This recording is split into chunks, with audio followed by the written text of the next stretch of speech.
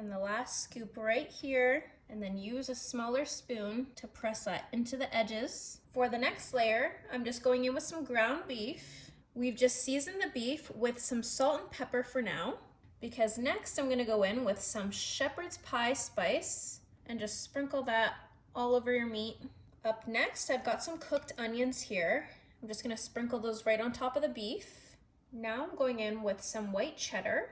I'm just gonna do a nice thin layer because the white cheddar has a really strong flavor. At this point, I'm just gonna take a fork and I'm just gonna compact our first couple layers. Now I'm going back in with yet another layer of some mashed potatoes. Now let's get that spread out. And you wanna make sure to smooth it out and leave lots of room. Let's load ourselves up with some vegetables. I've chosen some green peas. Time to add a little bit of crunch. This is whole kernel corn, and I'm going to add strips of carrots all the way around. And the last one right here, I'm gonna go in with a few scoops of potatoes again, and then I'm gonna spread that out. Okay, let's spread this out one last time.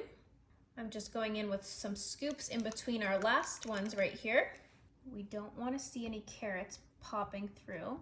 So just keep going until everything's flush with the edge of the pan. Make everything look all pretty, clean up the edges. All right, it's all done and everything's cooked inside, which means this is gonna be a quick one. So it's going in at 350 for 20 minutes just to warm everything up.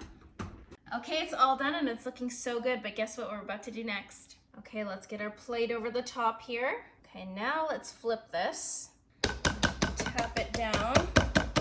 Wow, look at that. That turned out amazing. Okay, let's top our shepherd's pie with a little bit of cheese right on the top. Okay, now I'm gonna pop this back in the oven on broil for about 5 minutes to melt all of that cheese. While our cheese is melting, I'm just gonna whip up some gravy.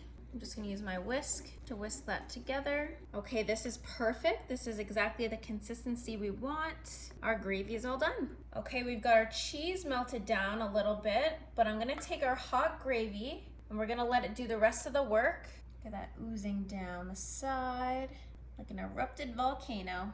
Last thing here, we're just gonna add a little bit of color with some parsley, and I'm gonna just sprinkle that all around the top. I can't wait to get into this, so let's cut our first slice here and make another cut right about here.